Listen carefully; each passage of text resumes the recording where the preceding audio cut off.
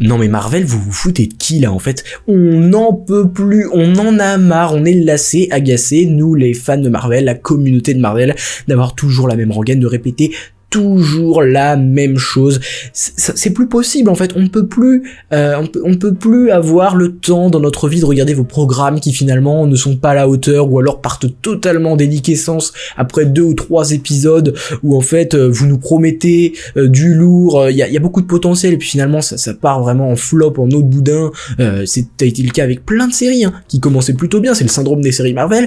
Et puis finalement on a un espèce de ventre mou donc j'espérais pas que Agatha All Along elle est plongée dedans. C'est exactement ce qui est en train de se passer et la fin totalement décevante c'est plus possible. Et ça a été le cas avec Echo, ça a été le cas avec Secret Invasion, ça avait été le cas avec She-Hulk, ça a été le cas avec Moon Knight, des séries qui finalement ont du potentiel, ont quelque chose à nous raconter, mais au bout de la fin du premier épisode, vous ne verrez plus rien en qualité d'une série. Voilà. Que ce soit sur le plan du scénario, que ce soit sur le plan de la réalisation, c'est la même rengaine. Et on va aujourd'hui étudier le cas de l'épisode 4 d'Agatha All Along, dont je ne vais pas revenir en rétrospective comme je le faisais pour les épisodes précédents, où je revenais sur points positifs, points négatifs, je ne veux pas, j'en ai marre, cet épisode ne le mérite pas, on a l'impression d'un bouche-trou, d'un vide complet pour proposer un épisode, mais qui finalement ne sert strictement à rien, et je vais en parler avec le filtre de Marvel et de ses séries. On est d'accord là-dessus que on nous prend pour des imbéciles. Première chose, on nous a dit, suite au départ de Bob Chapek qui était à la tête de Disney pendant quelques temps et qui en fait avait commencé à lancer un nombre incommensurable de projets en développement, où il y avait voilà des films à foison, des séries à foison dans le but de rentrer un maximum d'argent dans les caisses, sauf qu'on s'est rendu compte que cette stratégie était un petit peu étrange, puisque certains films, certaines séries coûtaient extrêmement cher et que les bénéfices n'étaient pas assez incroyables et n'étaient pas du tout à la hauteur, et du coup on a eu des gros flops financiers et commerciaux de la part de Marvel entre autres, mais aussi des autres firmes de Disney comme Star Wars ou bien de Pixar par exemple.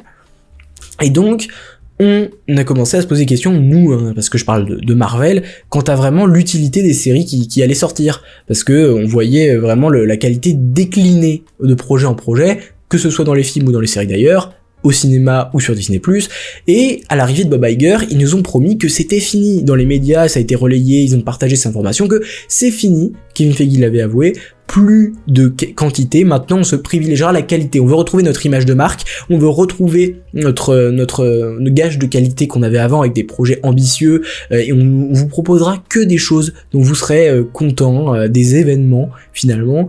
Et on se retrouve aujourd'hui avec 2 séries en 2024 qui sont des séries à bas coût, parce que comme je vous l'ai dit, cette politique de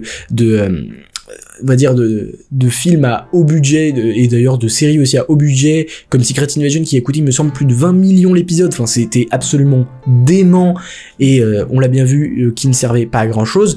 Ils ont décidé de faire des séries plus cheap, moins chères, donc avec des budgets quand même pas mal, qui sont bien supérieurs à des séries télévisées françaises par exemple, avec un Echo qui a coûté 40 millions, Agatha un petit peu moins d'après les sources, je pense qu'on est aux alentours de 30 millions, quelque chose comme ça, donc bas coût, mais je me suis dit, s'ils font ça, c'est qu'à un moment, ça a changé, et que malgré le fait qu'on ne peut plus se baser uniquement sur les effets spéciaux, on va y aller en qualité, on va y aller en réal, on va y aller en scénario.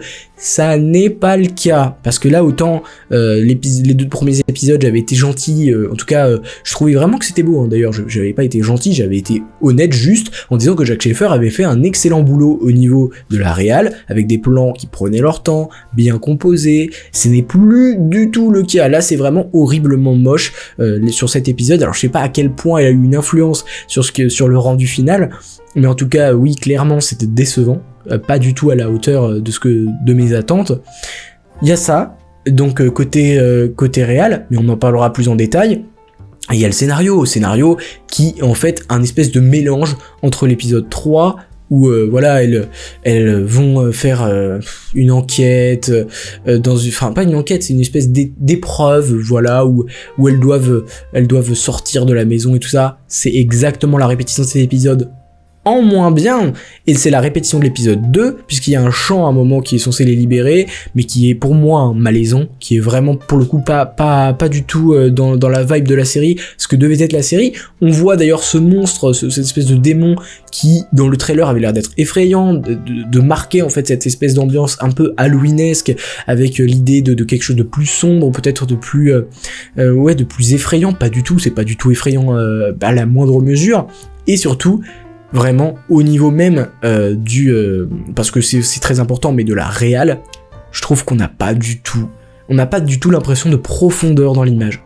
Vraiment, on a l'impression, déjà, la plupart des plans sont flous à l'arrière-plan, même parfois au premier plan, ce qui est très étrange, mais on a souvent, très souvent même, des plans très rapprochés. Soit des plans, ce qu'on appelle des plans poitrine qui s'arrêtent à peu près ici, soit des gros plans, soit même parfois des très gros plans, je pense, non, quoique j'en ai pas tant que ça, mais des plans généraux, des plans, il y a même parfois quelques plans d'ensemble, mais des plans généraux, ou des plans panoramiques, voilà, avec beaucoup d'angles, où on voit vraiment qu'ils sont dans un grand lieu, qu'ils sont dans un lieu mystérieux, ça n'existe pas. Alors certes, ils ont construit leur décor en version vraiment pratique, mais on le sent que c'est pratique. D'une part parce que les éclairages font très faux, les éclairages ne sont pas à la hauteur, moi je trouve en tout cas, et que deuxièmement, on voit que y a pas de profondeur. On voit que je pense que le décor s'arrête 5 mètres plus loin et c'est fini. Si bien que j'ai l'impression que tous les plans de l'épisode sont dans le même endroit. C'est-à-dire que quand elle se balade dans la Witch's Road, là, dans la route des sorcières, j'ai l'impression qu'elles font demi-tour ou qu'elles tournent en cercle, mais on a l'impression de retrouver toujours les mêmes décors. Ça manque cruellement de variété. On voit aussi que, par exemple, dans l'épisode, il y a 2 grands décors, hein, c'est tout. 2 décors, donc une grande salle, version un peu pop-rock des années 60 et 70, je sais même pas, souvent j'ai tort sur ces sujets-là. Une grande salle, et puis la Witch's Road qui sert dans tous les épisodes et qui est très répétitive au bout d'un certain moment, on n'en voit pas le bout. Voilà, donc ça c'est réal, ça c'est scénario, et je pense vraiment ne pas prendre de risques en disant que pareil, les personnages manquent cruellement de fond, manquent cruellement d'intériorité, de dialogue vraiment, j'aimerais dire, intérieur, qui fouillent leur intériorité. Et voilà, c'est pour ça que je voulais pas revenir en détail sur cet épisode, c'est qu'il est vraiment pas ouf, mais pour vous dire que il y a un syndrome qui est en train de naître chez Marvel, c'est que en fait, on nous prend pour des idiots, qu'en fait, on n'a toujours pas de la qualité, qu'ils font ça d'un point de vue, on est d'accord, pour ramener des sous à la maison, donc là ils vont faire de plus en plus de séries à bas coût, avec un faible budget, mais qui va leur rapporter masse, et donc même ils s'en foutent de la qualité. Ils vont faire un petit peu une Sony avec leur film autour de Spider-Man, on s'en fout du rendu, on s'en fout vraiment du scénario, on s'en fout des effets spéciaux, mais au moins on a de l'argent, ça rentre dans les caisses. C'est pareil que Venom The Last Dance, là ça a l'air horriblement dégueulasse, sans prendre de pincettes. Voilà, j'ai pas plus de choses à dire, mais vraiment cet épisode d'Agatha est décevant, navrant, et on répète incessamment la même chose. J'aimerais quand même dire que si l'épisode prochain, parce qu'on voit que clairement l'engouement n'est pas au rendez-vous pour cette série, et à juste titre, comme je viens de le découvrir avec cet épisode, je pense clairement qu'on est sur un flop. Alors, au niveau des vues, par exemple sur cette chaîne, sur les reviews et rétrospectives des épisodes précédents, flop énorme, hein, et du coup ça plombe la chaîne, hein, clairement. Donc je continue parce que la série m'intéresse plus ou moins. C'est bizarre comment cet épisode m'a vraiment cassé dans mon rythme de cette série où j'avais vraiment envie de savoir. Pareil, Sharon, la voisine qui meurt, on s'en balance, c'est pas grave, aucune explication, rien, décevant.